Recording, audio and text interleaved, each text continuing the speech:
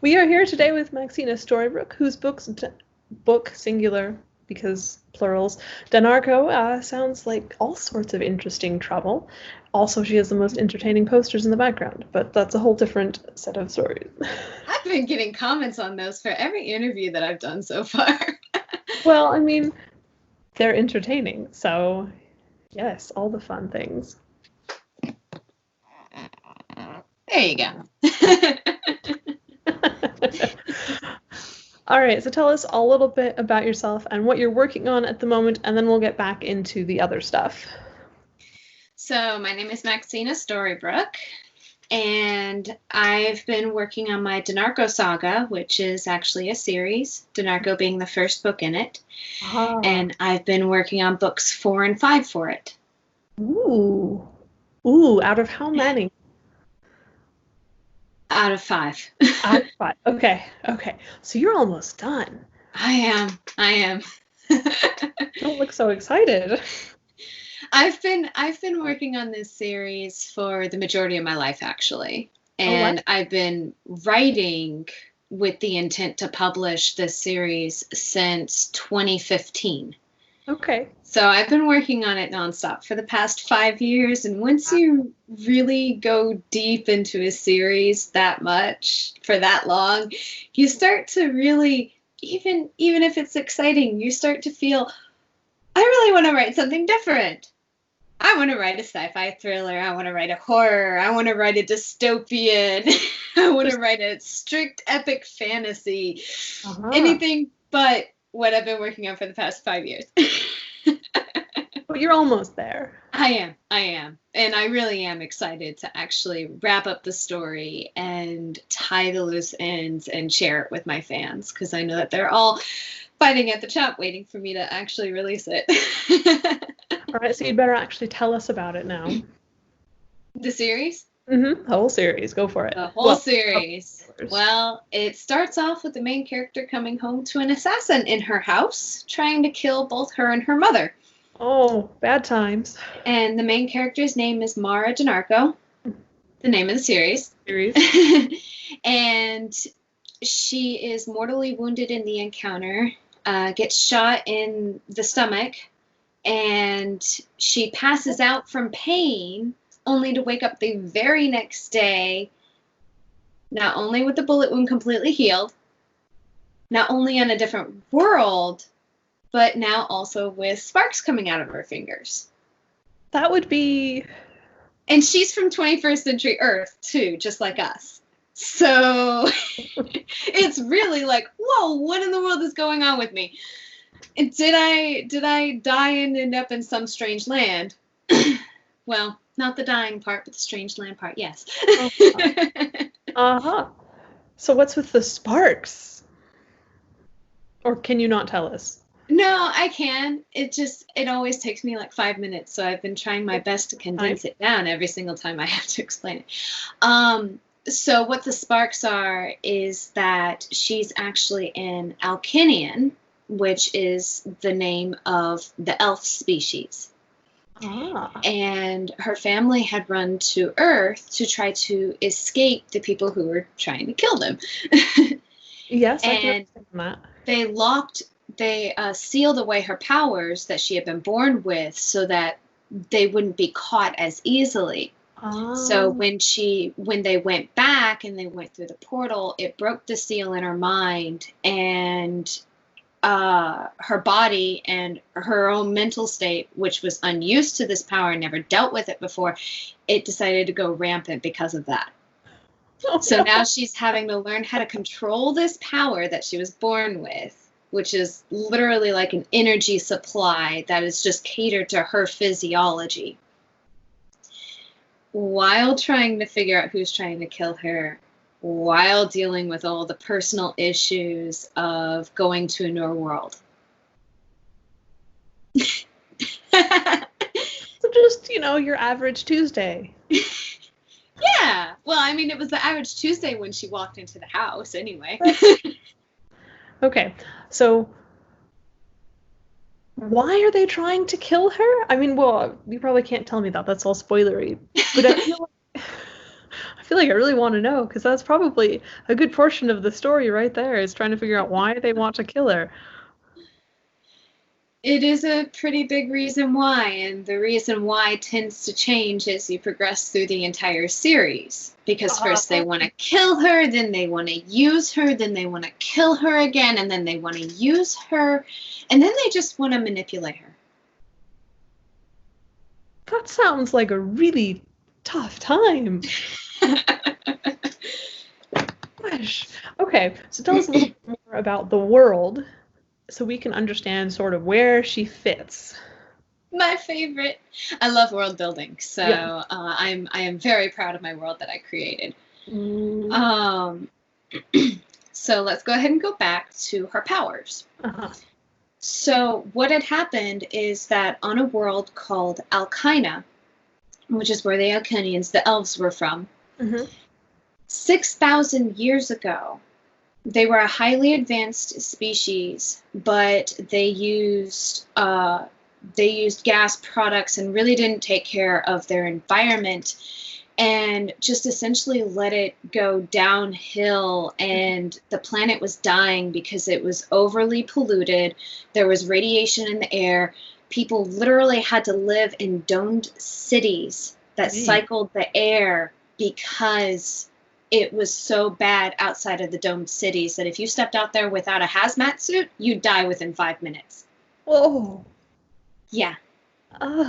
And even inside the city, there was still a small level of pollution and radiation, so you'd have to be careful even there. But they had in place a plan to try to help clean it up, and it was in the experimental stages. It was a biochemical that they had created to essentially transform the pollution and the radiation and convert it into a usable energy form. And they call this Voyana. And Voyana literally means energy in their language. Well, it was still in the experimental stages when some of it leaked out and blew up. Like, seriously, there is still a crater in that world where it had blown up. It affected the entire realm, the entire universe of that realm, to the point that it put strains on the edges of the universe. So they actually had to open up teleportation holes and rifts into other realms to help divert the energy until finally it stopped being to the point that it would literally rip all of existence apart. Wow. And the thing is that when it did that, because the Alkinians, the elves, were also affected by the pollution and the radiation, Voyana also affected them. And it catered to each person and tailored itself to each person, so each person could control their own little slice of Voyana, which they called swords. And Mara is descendant from that. Got it. Cool. Ooh. And so it's a sci-fi fantasy. As you can tell, the sci-fi part is mostly about the energy, a lot of the different tech that evolved from the energy. And because this energy source devours pollution, they don't have the same technological advancements as Earth does, which does not have Voyana, of course. Yet. Kind of scared to see what would happen if Earth did get Voyana, though. Let's see here. I'll put that on the list of things not to do. Yeah.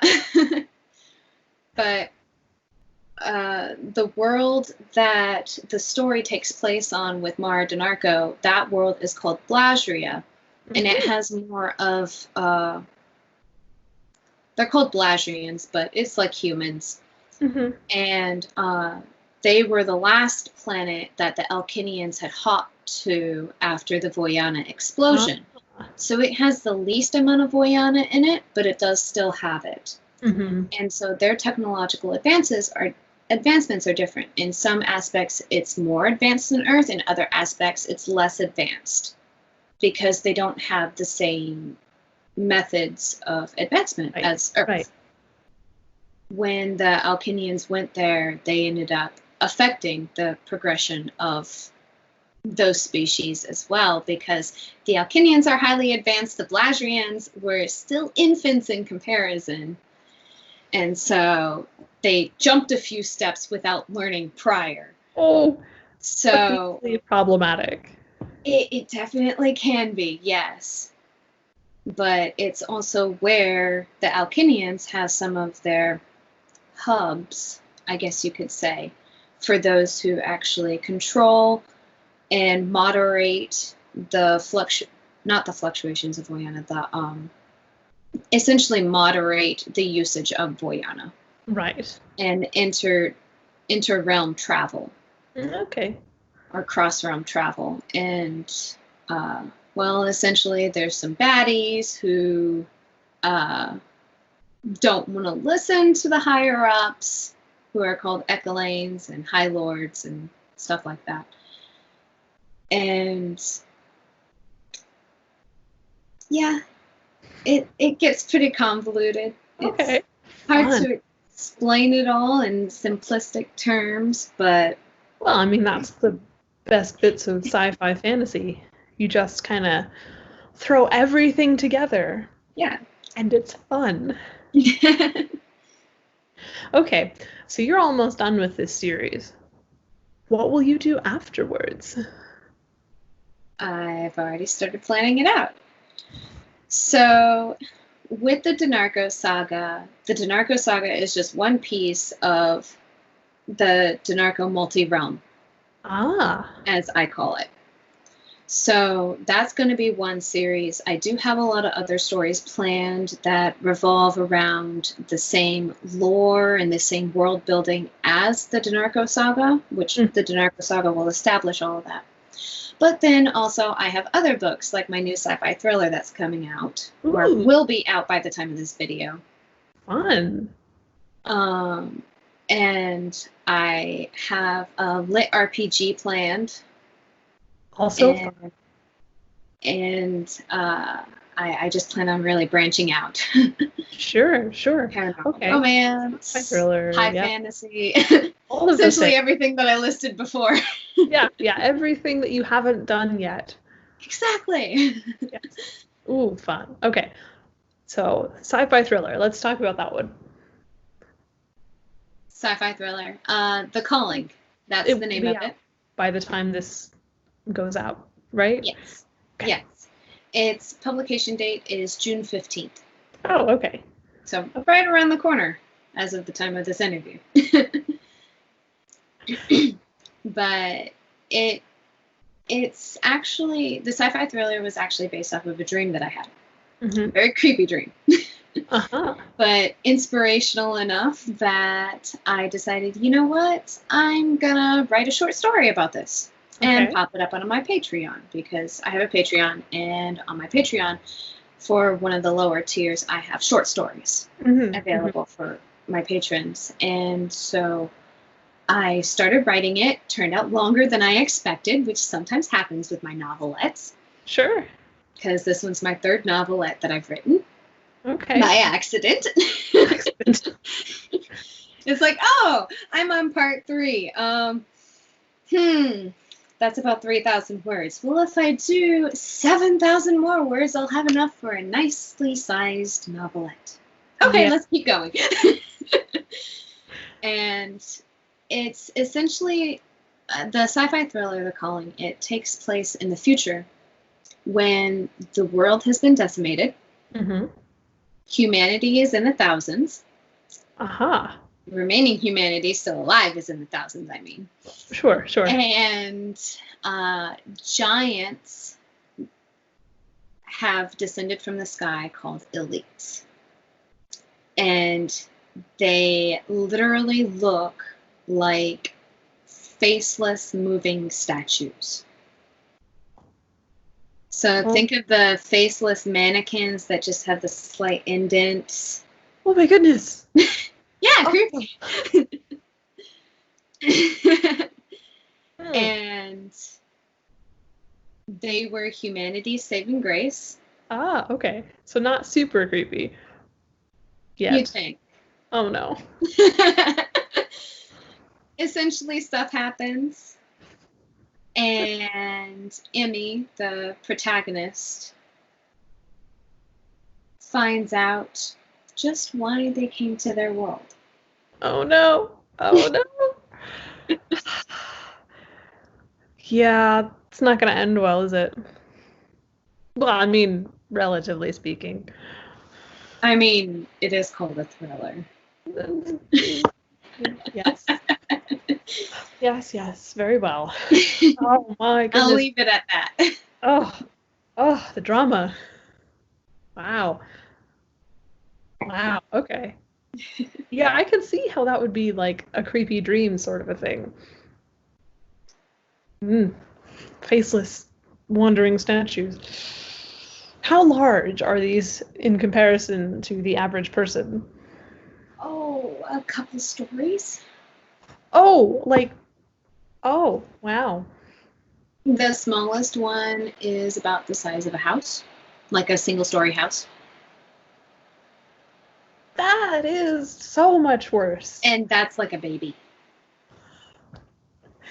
Oh, The average ones are about 3 to 4 stories high. Oh, okay. Yeah, no, that's far worse than what I was imagining.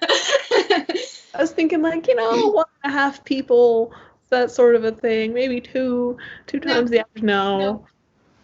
Think that you're your cat, and your cat is looking up at us. Wow. Great way to put it into perspective. Mm-hmm.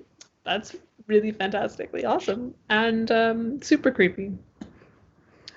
It's my first attempt at a thriller, at something kind of on the creepier side, because I'm not usually the type that goes for that kind of thing, but it just was a story that spoke to me, and so I decided to put it on paper. Wow, okay then. Yeah, I like it. And then you said you're also doing litrpg? Yes, that's actually going to be my next book once I'm done editing and revising the last 2 books of my dinoco saga. Yes. I already have a working title, Virtuo, and it is also set more in the future. Okay. And have you ever read any lit RPGs? Yes. Yeah, I'm familiar with the genre. Okay. And so it essentially takes place in the future, and virtual reality and immersive MMOs have already been established in that world. Mm-hmm. And the main character goes in, and it's a relatively new game. Uh-huh. And she ends up getting access to a character design she's not supposed to have access to, and strange things happen, and she finds out strange things about the game, and all of that fun stuff. Yeah, the cheat codes that you shouldn't really be using, hint, hint, cough, cough. But I've been really, really into lit RPGs ever since I got introduced to Sword Art Online, actually. Mm-hmm. If you could see my bookshelf, you'd see that I'm a really, really big Sword Art Online fanatic. Yeah, I have an entire shelf dedicated to my light novel and manga section. Mm-hmm.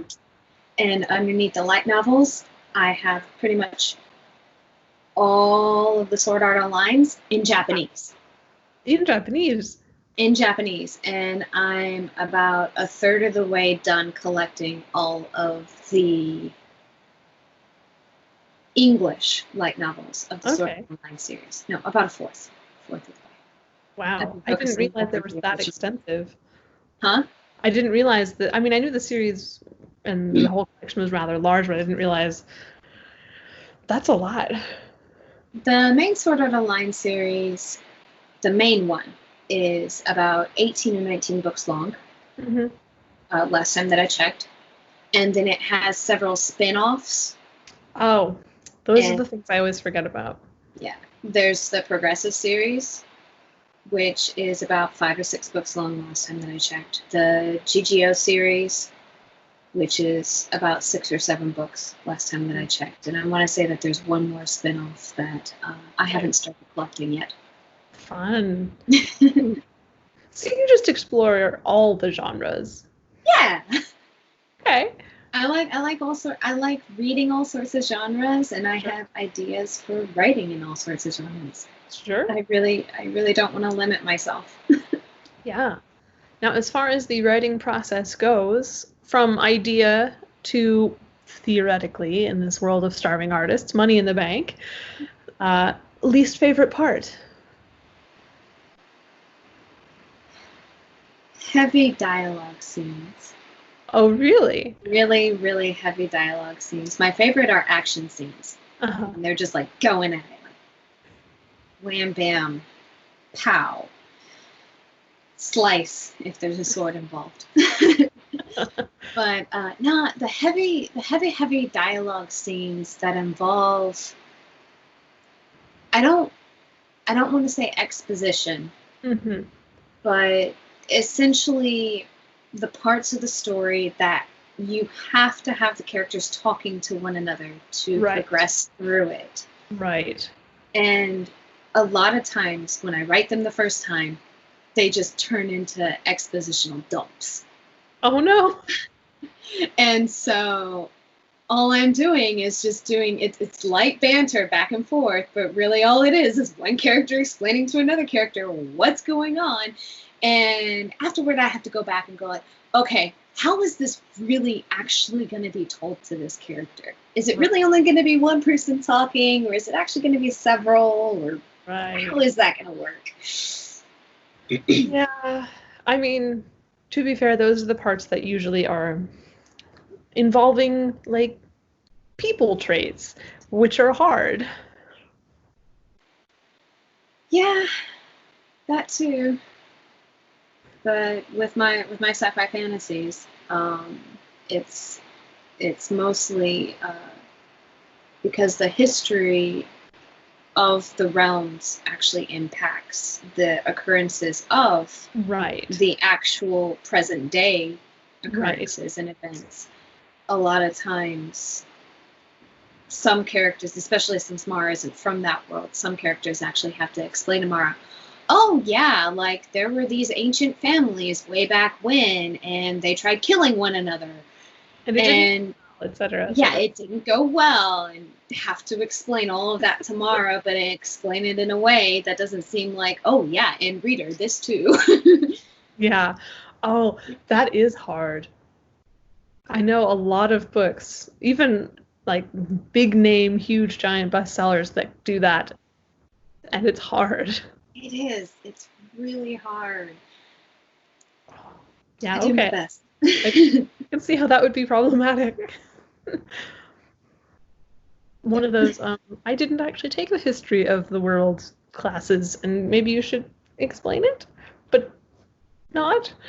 Yeah. Yeah, I know that one. Okay, so how do you go about fixing that? Is that just like many edits, revisions sort of a thing? Essentially what I tend to do is once I'm done writing the draft for the first time and I've let it sit for like a week or two, I go back through and I do a solid read.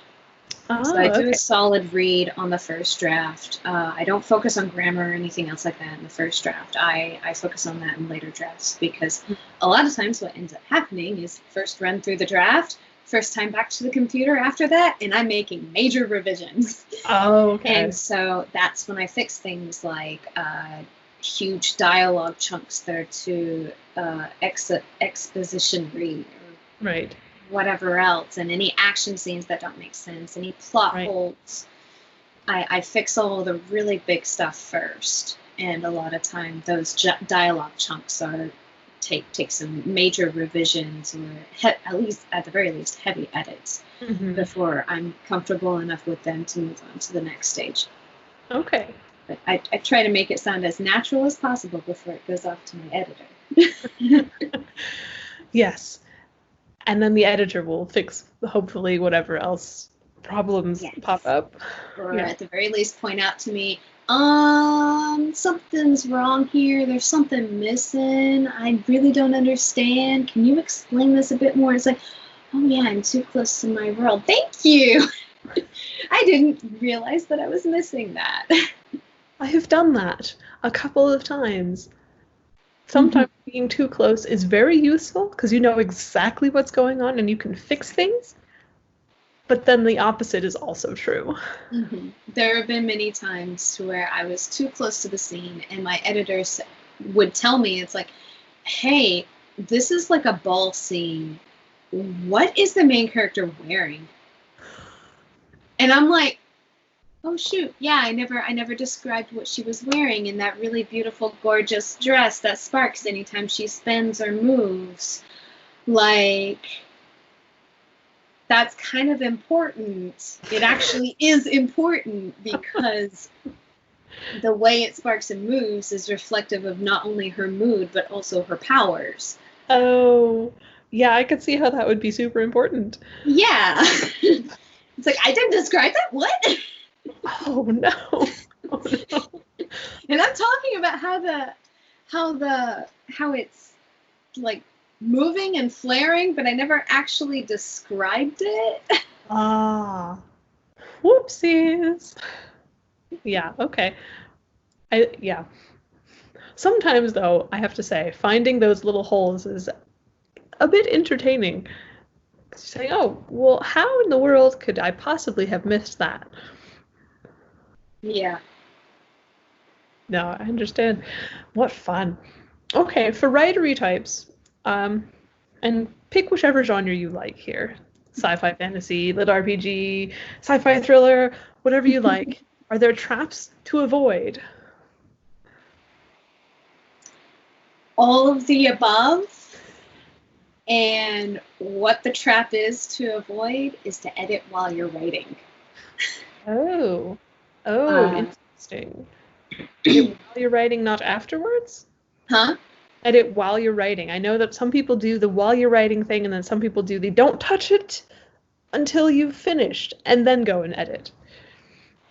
Don't touch it until you're finished, and then go edit. And here's the reason why. A lot of times you can get caught up, and I suffered for this for like the first half of my life. Mm-hmm. I would be writing, and then I would go back and reread something, and then I'd find myself editing what I had written before, and then I'd edit it and change enough that I had to rewrite everything that I had written before. Oh, no. And then it'd just be an endless loop. It would be an endless loop because I would change enough in a certain scene that then it would affect the next scene, which would then affect the next scene. Right. And it was to the point that it was a miracle that when I finished my very first draft of this book, because I kept on doing that. Mm-hmm. But yeah, people have asked me, it's like, how long does it take you to write a book? And I tell them, well, it takes me about 30 days. Mm-hmm. And they're like, how? Well, I don't go back. I don't go back. I don't edit what I've already written until I'm done with that first draft, because you can always edit a bad draft. You can't edit a blank page. Mm-hmm. Okay. Yes, I would have to agree with that. Getting stuck in the editing loop is always tricky. Mm-hmm. Then again, some people who do edit while they write manage to produce these amazing things, and I'm always like, how? Magic?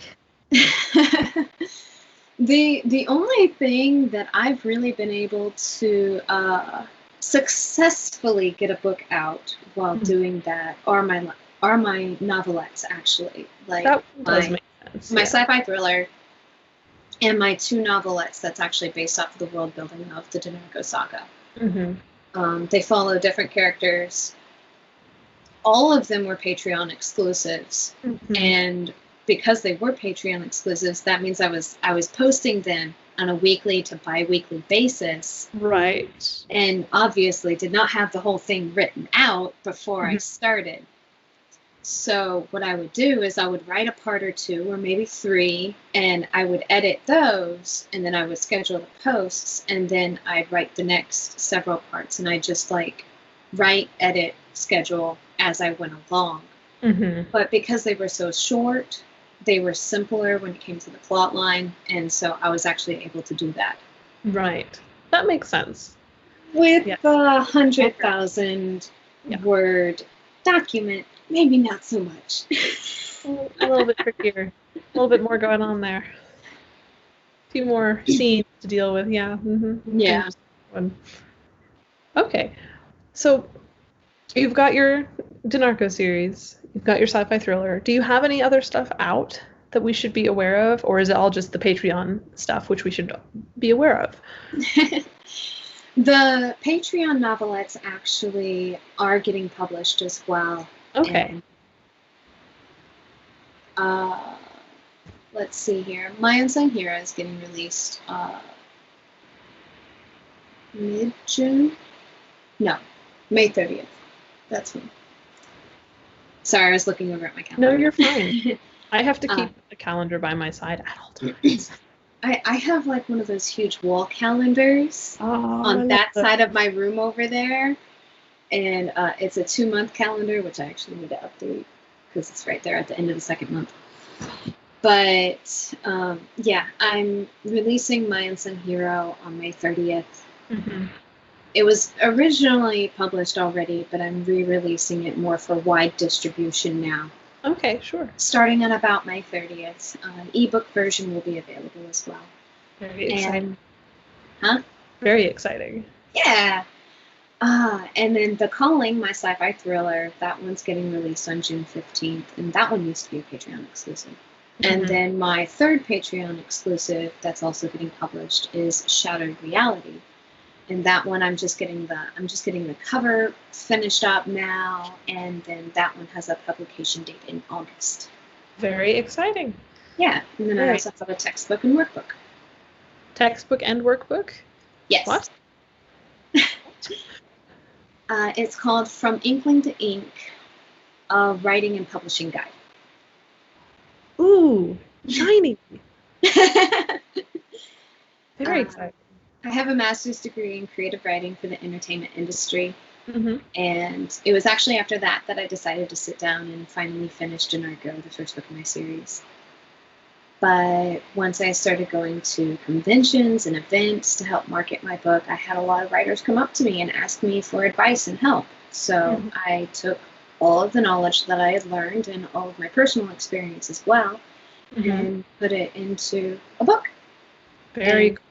Made a workbook based off of how I create my characters and my worlds and my plots, and I put that together too. Wow. For writers.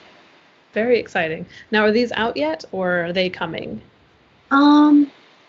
They're out. They're just website exclusives right now, but I plan on actually releasing them for wide distribution starting in July. Very cool. Yeah. Very cool. Many things going on. Okay, I'm excited. Well, it has been super fun talking with you. I love the world building. Oh, so much. Thank you. Is there anything else you'd like to add, writing related or not writing related? I actually have my own publication house too, as well. Really? Publishing house. Cool. Yes. Silver Grove Publications. And I actually have an author underneath that too. Oh, very exciting. So it's not just me. I plan on bringing other authors more into the limelight as well. So are you doing the, oh gosh, oh, I had a word, words,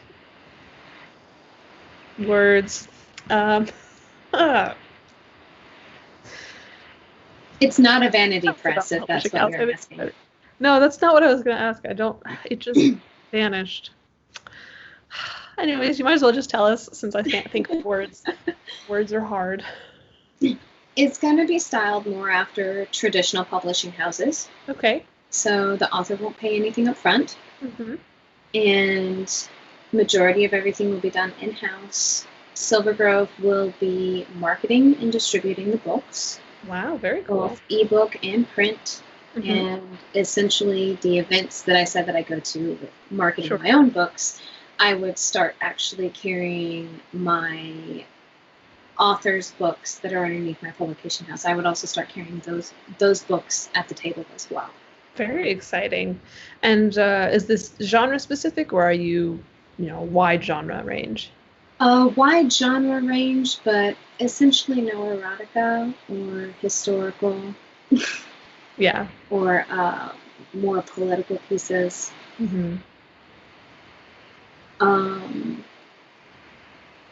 Right now, submissions are closed, but hopefully by around fall, winter timeframe, I'll be able to open it up for submissions. Fun. Very exciting. Very exciting. Gosh, that's cool. Putting together a publishing house is very cool. I'm very impressed. Thank you. And I will be sure to let people know, when in the description box, but all of the links for timeframes and everything. That's awesome. Thank you. All right. Well, if there is anything else you need to add, now would be the time to do it. Otherwise, I say have a fantastic day. Go cause trouble, etc., etc. Don't get caught. Same to you. And your cat. Sorry. I love her dearly, but sometimes she drives me crazy. But don't all our little fur babies do that? This is true. This is ours likes to wake us up in the morning. Just in the morning? In the morning, and sometime in the middle of the night, and sometimes likes to come in and just meow very loudly when I'm trying to focus. Oh gosh, mine does that too. She only started for no doing reason. it 6 months ago, and I have no idea how to make her stop. Yeah. Do yours wake you up by touching your face? Luckily, no. Instead, they like to wake us up by getting into things. Oh. Like deciding to play with the plastic bag or the trash can, or deciding to knock stuff off of the dresser, or digging through clothes in a laundry basket, or something like that. And I'm very sensitive to noise, so. Yeah, no, that sounds far worse than what mine does. She just yowls because she wants to be put on the bathroom counter for faucet time. So she either yowls or she will sit on my face, which is equally unhelpful. But she doesn't destroy things. Oh, they don't per se destroy things. They just make noise. Oh, still not helpful. But we love them. So very much. Yes. Alrighty, well, thank you so much. Have a great day.